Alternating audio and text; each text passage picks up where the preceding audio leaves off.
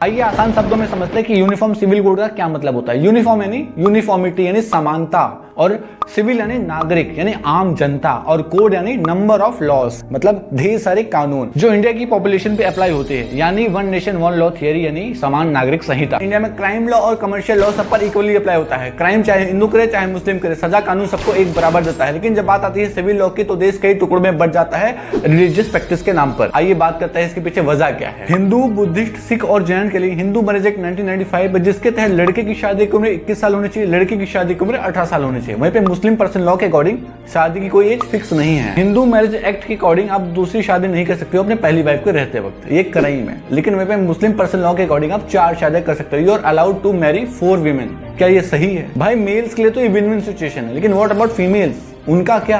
निकाह हलाला जैसे कॉन्सेप्ट के आज भी वैलिड हैं, जहां पर पति ने अपनी पत्नी को तलाक दे दिया, अगर वो फिर से उसे अपनाना चाहता है तो उसकी पत्नी को किसी पराये मर्द से शादी करनी पड़ेगी, उसको फिजिकल रिलेशनशिप बनाना पड़ेगा उसके साथ, फिर उसको तलाक दे के फिर वो पहले मर्द के साथ शादी कर सकती है। कितना वैलिड है ये कॉन्सेप्ट, कितना राइट है? ये महिलाओं के साथ अत्याचार नहीं हो रहा तो क्या हो रहा है? ये पुरुषों के लिए तो विन विन सिचुएशन, उनको तो मजा आ रहा है, चलने दो ये गेम। जब इसी तरह के कॉन्सेप्ट को देख के यूसीसी लाने की बात होती है तो हमारे मुस्लिम भाई कहते हैं कि आर्टिकल 25 हमें right to practise any religion का राइट देता है, यानी धार्मिक स्वतंत्रता। You have right to practise any religion और योर रिलीजन। बट महिलाओं का क्या? उनके साथ जो डिस्क्रिमिनेशन हो रहा है उनका क्या? ना वो बच्चा अडॉप्ट कर सकती है, ना उनका प्रॉपर्टी में राइट है कोई, तो क्या वो सिर्फ सेक्स करने के लिए पैदा हुई है? Females are not born to satisfy genital, don't use them as an instrument, be supportive and love them. UCC आने से मुस्लिम महिलाओं को क्या क्या फायदा मिलेगा? पहले तो ये निकाह हलाला जैसे कॉन्सेप्ट पूरी तरह से बंद हो जाएंगे, महिलाओं के साथ जो हो रहा है डिस्क्रिमिनेशन वो पूरी तरह से बंद हो जाएगा। प्रॉपर्टी में जितना राइट मेल्स का होगा उतना फीमेल्स का होगा। दूसरा, उनको भी बच्चा अडॉप्ट करने की परमिशन होगी। शादी के लिए एक एज फिक्स होगी। After UCC will implemented Hindu marriage act, Christian marriage act, Muslim personal law, Parsi marriage and divorce act, ये सारी चीजें खत्म हो जाएंगी और देश में सिर्फ एक ही कानून होगा,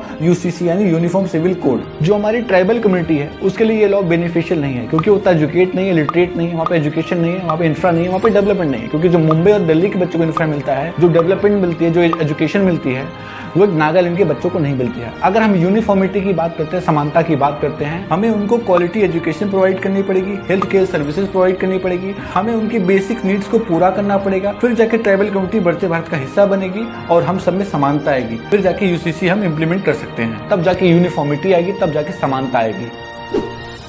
नागरिकों के समान अधिकार की बात कही गई है। यूनिफॉर्म सिविल कोड की जब बात प्रधानमंत्री कर रहे हैं, वो यूनिफॉर्म सिविल कोड की नहीं बात कर रहे, वो हिंदू सिविल कोड की बात कर रहे। अल्लाह के फरमान में तब्दीली नहीं कर सकते ना, तो फिर क्रिमिनल कोड क्यों नहीं फॉलो करते? वहाँ कहाँ चला जाता है आपका ईमान? आधा ईमान मानेंगे, महिलाओं की बाई रह आएगी तो संविधान